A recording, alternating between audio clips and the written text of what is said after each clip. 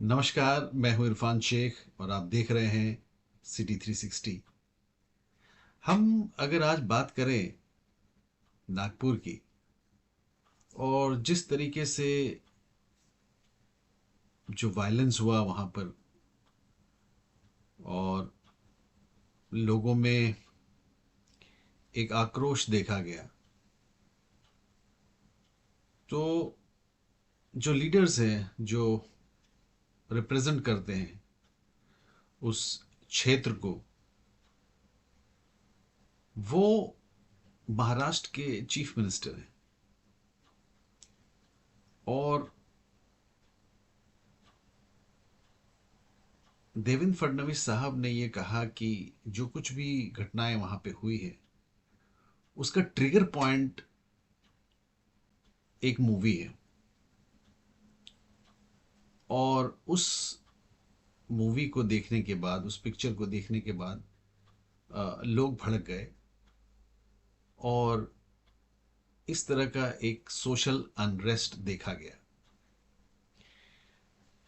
तो let me be very clear, क्योंकि इस तरह की जो पिक्चरें बन रही हैं जिसके वजह से एक नफरत का माहौल बनता है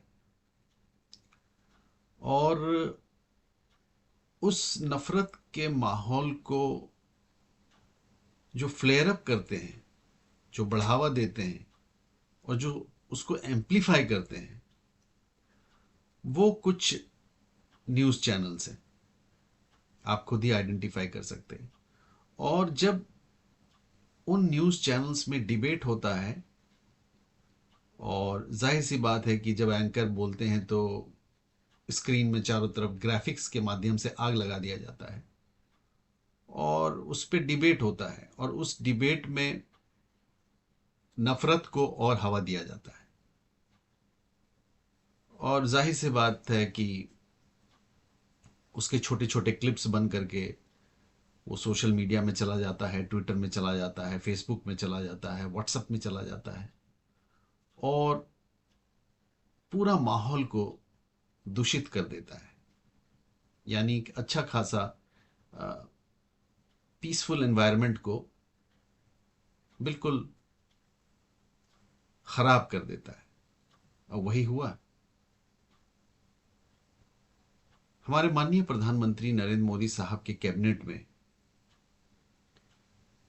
एक व्यक्ति हैं जिन्हें मैं सैल्यूट करता हूं। He is a wonderful person. और उनके कैबिनेट में मिनिस्टर भी हैं। जी हाँ, मैं माननीय रामदास अठावले साहब की बात कर रहा हूं। वो मिनिस्टर ऑफ स्टेट हैं। Social justice and empowerment ministry उन्हें मिली है।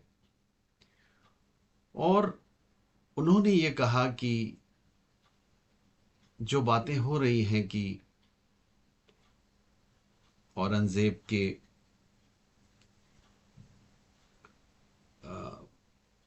जो मकबरा है उसको कोड़ दिया जाए, खोद दिया जाए, उन्होंने कहा कि ये काम करना उचित नहीं है। मैं सैल्यूट करता हूं उनकी जो फोरसाइटेडनेस है, उनकी जो दूरदृष्टि है देश को लेकर के, वो कमाल का है। उन्होंने हमेशा एक ब्रिज का काम किया है, चाहे वो दलित वोटर्स हों, चाहे वो माइनॉरिटी वोटर्स हों, चाहे वो मेजॉरिटी वोटर्स हों। उन लोगों को गवर्नमेंट तक लाना, सुचारू ढंग से काम करना, गवर्नेंस के द्वारा उनकी मदद करना, इसमें हमेशा उनकी पहल रही है। चाहे वो हाथरस का मसला हो, चाहे कंगना रनौत का मसला हो, चाहे उनके खुद पार्टी में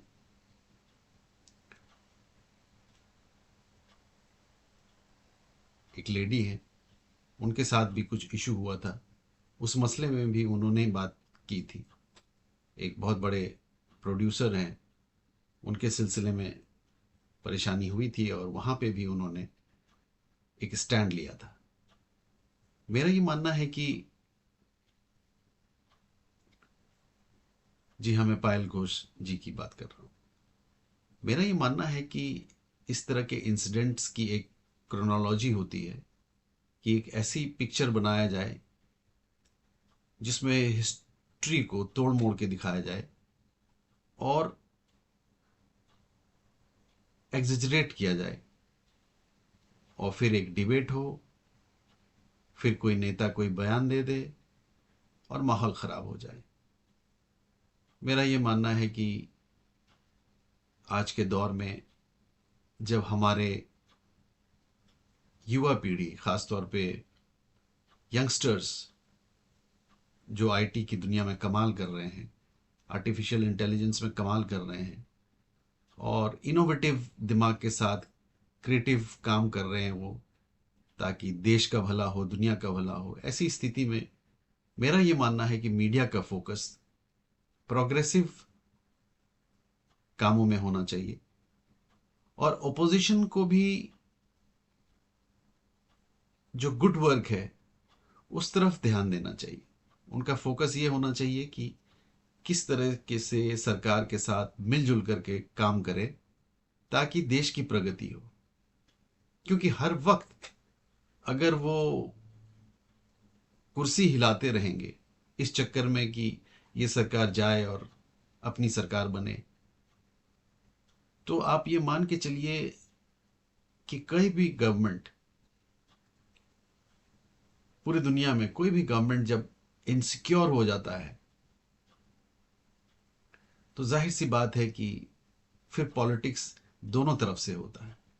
thank you very much for watching this part of city 360।